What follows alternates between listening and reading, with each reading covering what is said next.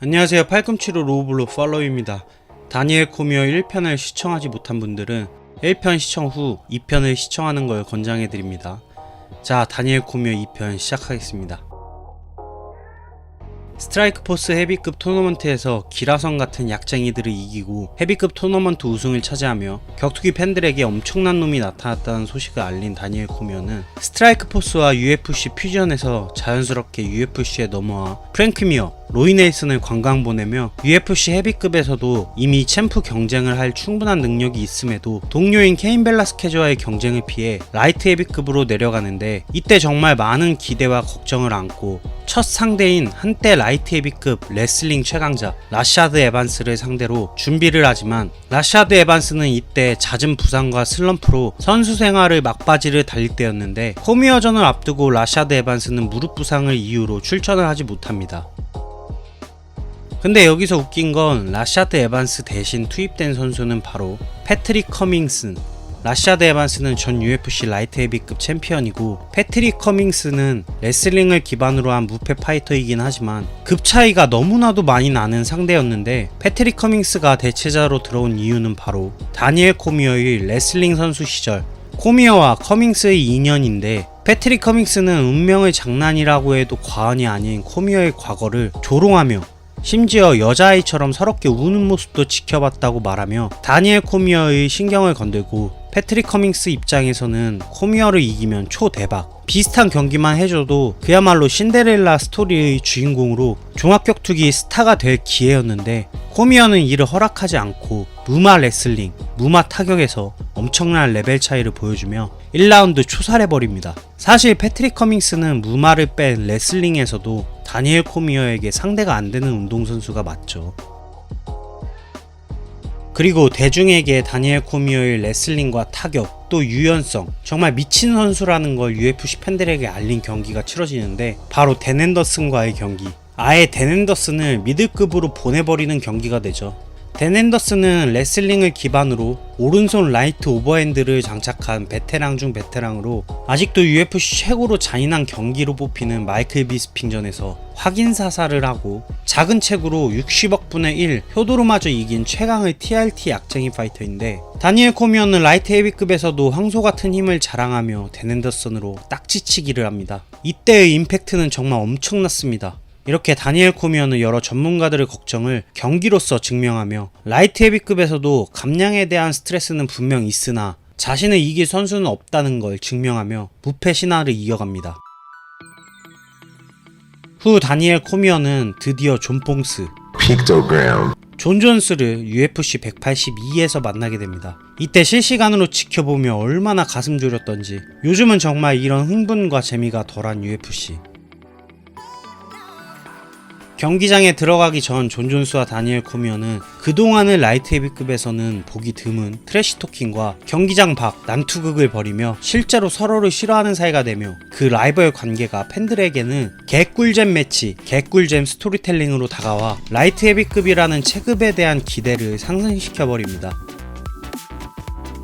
이런 극강의 챔피언 존 존스 입장에서 갑자기 UFC로 유입된 황소 한 마리가 얼마나 부담스러웠을까요? 당시 스타덤에 오르긴 했지만 지금처럼의 유명세도 없었던 코미어는 무마 전체급 레슬링 1, 2위를 다투는 레벨이다 라는 평가를 받고 있었습니다.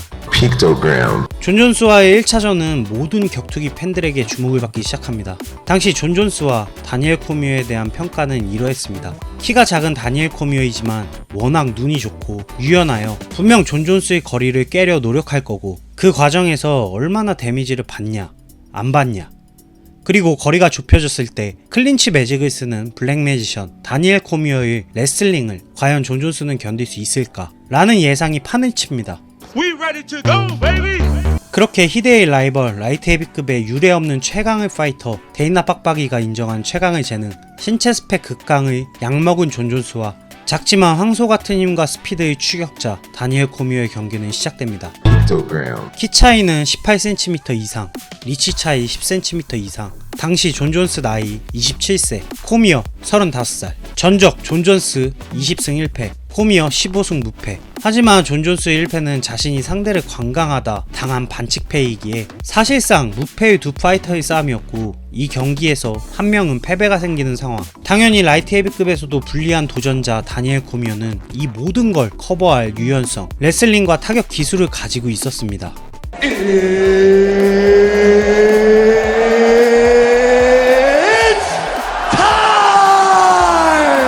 1라운드는 숨막히는 대치전을 깨고 두 선수는 링 중앙을 차지하기 위해 엄청난 접전을 펼치다 서로 가장 중요한 것을 하나씩 빼앗습니다. 하나는 무마 최초로 다니엘 코미어의 테이크다운 디펜스가 깨지며 첫 번째로 DC를 넘어뜨린 존 존스, 두 번째는 존 존스에게 아예 거리를 주지 않았던 코미어는 존 존스에게 자신의 더티복싱을 어마어마하게 선사하며 존 존스의 거리를 완벽하게 깨버립니다.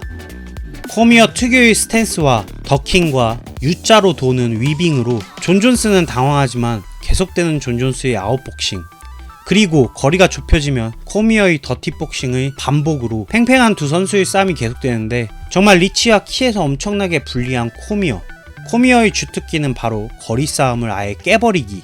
이런 코미어의 싸움에 존 존스는 1라운드 많이 당황하지만 그래도 뽕스는 뽕스, 아웃복싱을 하며 처음 겪어보는 코미어라는 영역에서 아주 조금씩 적응을 해 나갑니다. 그렇게 1라운드 탐색전이라고 하기엔 미친 경기력을 보여준 존 존스와 다니엘 코미어. 하지만 분명 1라운드는 코미어의 라운드. 관객들은 미친듯이 환호하며 라이트 헤비급에서 존 존스를 이토록 위기로 몰아넣은 파이터가 처음이기에 기립박수까지 치는 관객까지 보이기 시작합니다.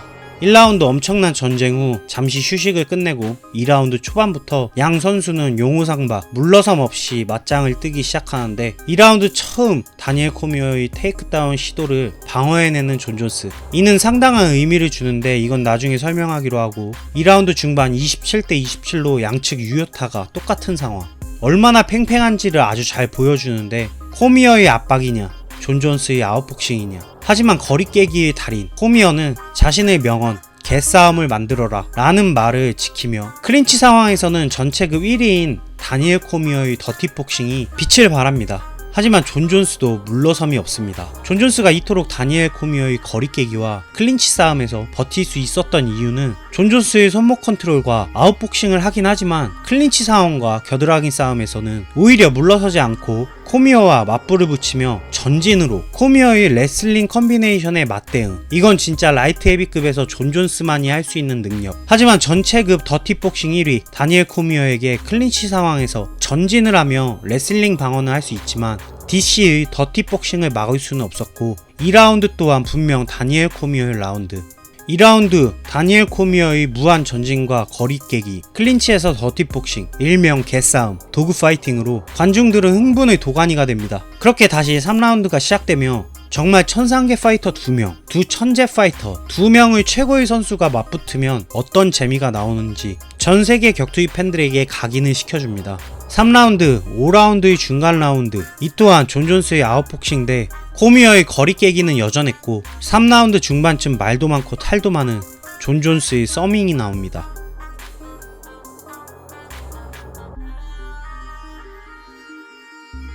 사실 서밍에 대해 3편에서 언급할 거지만 잠깐 언급을 하자면, 다니엘 코미어나 미오치치의 서밍과 존 존스의 서밍은 정말로 다릅니다. 기술적으로 봐도 존 존스의 서밍은 고의성이 굉장히 짙습니다. 여튼 서밍에 의한 휴식이 끝나자마자 터진 존 존스의 미들킥이 다니엘 코미어의 복부를 강타하는데, 이때부터 코미어의 체력이 먼저 떨어지기 시작합니다. 하지만 아직 연료가 남은 코미어는 여전히 존 존스에게 개싸움을 선물했고 전진을 멈추지 않았으며, 클린치 싸움에서 조금만 존 존스가 물러서는 모습을 보이면 레슬링 싸움을 걸 준비를 했습니다. 하지만 존 존스를 칭찬해주고 싶은 건 클린치 상황과 겨드랑이 싸움에서 더티복싱을 맞았으면 맞았지 절대 물러서지 않았습니다. 만약 코미어의 주먹이 아파서 물러섰다면 레슬링의 희생양이 됐을 겁니다. 하지만 3라운드 후반 분명 먼저 지친 다니엘 코미어는 클린치 상황에서 손목 컨트롤을 내주기 시작하고 더 많은 개싸움을 하지 못하게 됩니다. 항상 5라운드 게임에서 중간 라운드인 3라운드, 문제는 여기서 생기죠. 존 존스 대 다니엘 코미어 전에서도 바로 이 3라운드가 문제가 됩니다. 서밍에 의한 게임 중단과 더티복싱, 분명 3라운드 초중반까지는 다니엘 코미어, 하지만 3라운드 중후반은 존 존스의 라운드. 그렇게 미친 경기를 하는 두 선수는 4라운드에 접어들게 되는데 존 존스보다 먼저 지쳐버린 코미어. 존 존스는 조금 지친 기색이 있었지만 이때 실시간으로 보던 저는 존 존스의 체력이 이 정도였나? 라고 의아했고 4라운드 존 존스는 아웃복싱과 함께 TD 아닌 TD 게임 존 존스만의 TD를 보이며 오히려 존 존스는 코미어를 연속으로 2번이나 뽑아버립니다. 4라운드는 두말할 나위 없는 존 존스의 라운드. 아예 체력에서 상대가 안 돼서 코미어가 좋아하는 클린치 상황에서도 존 존스가 더 좋은 움직임을 보이는 그림. 오히려 4라운드는 존 존스가 클린치 상황에서 코미어를 놓아주지 않으며 코미어는 옥타곤에 갇혀 한동안 힘들어했으며 확실히 느려진 코미어이지만 그래도 황소 코미어는 마지막 힘을 쥐어짜냅니다. 그렇게 무패의 도전자, 무패의 챔피언의 마지막 라운드 5라운드가 시작됩니다. 5라운드 초반은 서로 발을 받고 마지막 에너지를 쥐어짜듯 타격 게임을 했는데 코미어가 너무나도 지쳐 있었고 존 존스에게 컨트롤 당하는 게임을 하게 됩니다. 이때 제가 정말 다시 한번 놀랐던 건 존 존스의 체력. 분명 존 존스는 헤비급에서 내려온 코미어에게 이토록 더티복싱을 당했고 이토록 많은 겨드랑이 싸움을 했고 무마의 꽃, 무마에서만 느낄 수 있는 클린치, 바로 클린치 상황에서 황소 다니엘 코미어와 레슬링이 나올지 타격이 나올지 모르는 그 긴장감의 상황을 엄청나게 경험한 존 존스는 다니엘 코미어에 비해 너무나도 평온한 체력을 보였고 사실 코미어의 펀치는 약한 펀치가 아니어서 이토록 많이 맞았는데 이런 움직임을 보인다고? 역시 천재는 천재구나 라는 생각을 했습니다. 그에 비해 당연지사 지치는 게 당연한 게임, 이토록 많이 맞고 대등한 싸움을 하면 둘 다 지쳐야 하는데 코미어의 체력이 약한 건가? 5라운드 마지막 존 존스를 뽑아버리며 황소 같은 힘을 보여주지만 라운드는 끝나버리며 존 존스와 코미어의 악감정을 보이는 마지막 펀치가 나오게 됩니다.